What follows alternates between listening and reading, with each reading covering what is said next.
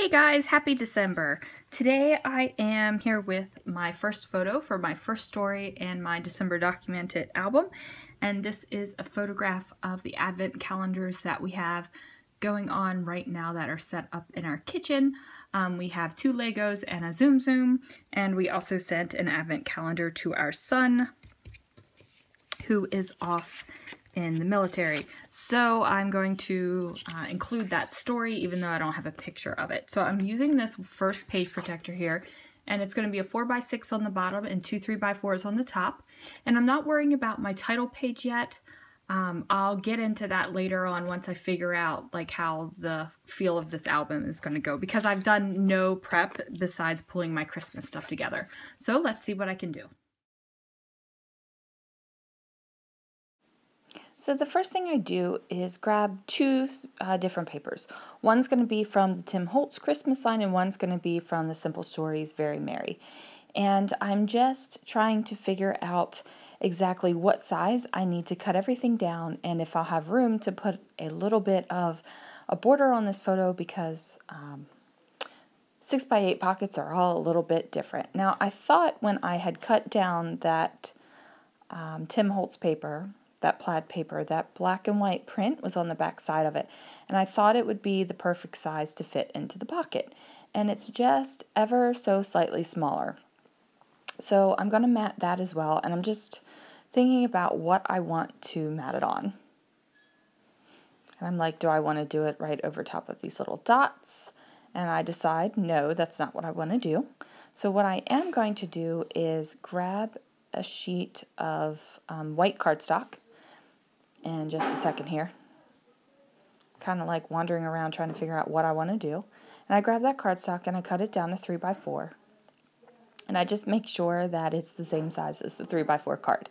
Now, this would have been a whole lot easier if I just would have went and grabbed some glitter paper, but what do? I go over and pull out my ruby red Bo Bunny glitter paste, because I'm like, yes, glitter paste. Love this stuff lately.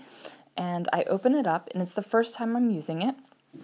And of course, the little seal doesn't break off very well for me. So I just pull out my little glitter paper towel that I've been using for glitter type things and throw it on top of there.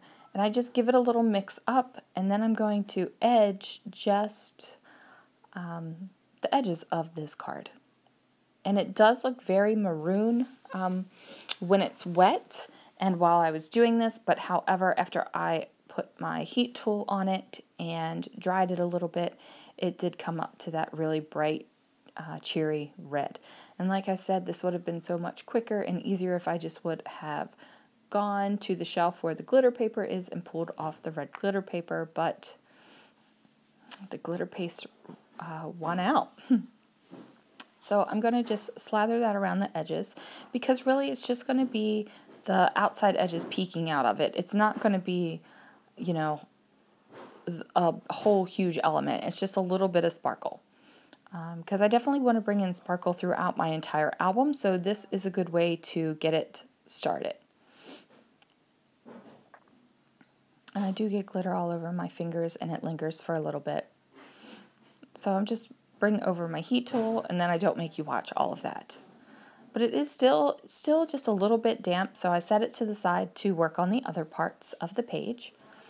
And, you know, I'm trying to figure out, like, where I want my one to go, where I want my journaling to go. And I know that the journaling isn't going to be able to go on that black and white card. I know that it's going to have to go over here on the dot somehow, or over top of the photo. And here I'm looking for the number 1. I had pulled it out earlier, and I found it. You can barely see it over top that black and white card right there, but it is gold, and it does shimmer and sparkle in real life way better than it does on camera. And then I'm going to do one of my favorite things, and that is just to Versamark and then clear emboss an element. And then what I do is I just pop it down on my trimmer there and smooth and melt out that little piece that was held onto it from the tweezers. So I get that on there, and I'm just going to adhere that down to the page. Then what I'm going to do, because I don't want to use staples and you're going to be able to see adhesive through the clear, so the only thing I do is put some dot adhesive on the back of where the gold is. And I put that down, and I'm liking this a lot. And then I'm pulling out these little wood veneer stars, and they come from the Target Dollar Spot, and they were pretty thick, so I actually popped them in half. So the 2 stars you're seeing on the screen right there is actually 1 star that I used my little piercing tool and popped it in half. It thins it out just a little bit. And now I'm just auditioning some different things that I can put on these dots to have a place that I can journal a little bit, because I do want to talk about the Advent calendars just a teeny little bit. It is a yearly tradition, the Advent calendars, so I don't need to write a whole lot, but I do need to get something on the page to let someone know if they just picked up this random December album that that's why they're looking at that.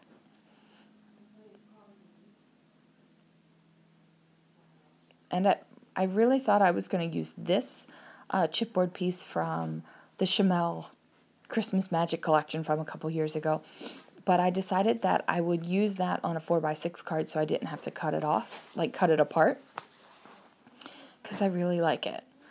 Okay, and then I get distracted by these gold snowflake rub-ons, and I just decide that my little black and white card needs a little extra pizzazz with the gold snowflakes. So I put on a couple of them, and then what I do is I take the snowflake and I do half of it, and I'm seeing that it doesn't just pull off. Like, I was expecting to just be able to rub the half of it on and then it be done, but it doesn't. So I just use my scissors to cut the little rub-on sheet, and then I can flip it around and I have that going on there. So I just go ahead and get those little gold rub-ons down, because if you have gold one place on your page, you should put it on more than one place, right? Like more gold is good, especially for Christmas. And then I decide to put like this little white snowflake on top of the white star, and you really can't see it on camera, but in real life it just gives the star a little extra touch of dimension. And since this is going to be kind of a plain page, not a terrible amount of embellishment, that little touch really helps it out. So I grabbed these little tile stickers from the top of this Echo Park sticker sheet, and I'm just writing out Advent. And then I'm going to grab those snowflake rub-ons, and those are from Fancy Pants, and put those on, except I accidentally start to rub it on the wrong direction and have to flip it over and just rub it on there. And so that means, because I started rubbing on the wrong direction, there's a little gap in the snowflake. So I'm going to have to put something on top of it to cover it up.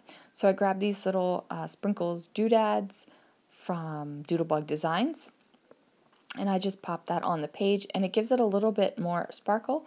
So I decide to do it on the other snowflakes as well that I placed on the black and white card. Okay, and that the photo is going to be done. I'm not going to do any more embellishment. And this is where I'm going to test out to see if that's dry. Then I'm just going to put it right on top, and it just gives that little teeny bit of sparkle from underneath of the card, and I really like that. So I pop that into the page, and then this last card is what's going to give me a fit. I come up with a black tag and think I'm going to use a white journaling pen to journal on top of it. However, I can't find my journaling pen, so I end up turning off the camera and end up going with a whole other different tag, which you'll see in just a second, and that's going to complete my day one. Now, I might be able to get my daily page done and up on the same day, or it might come up on the next day just because of the time of day that I do it and what story I end up telling. So thanks for watching, and I will see you again soon.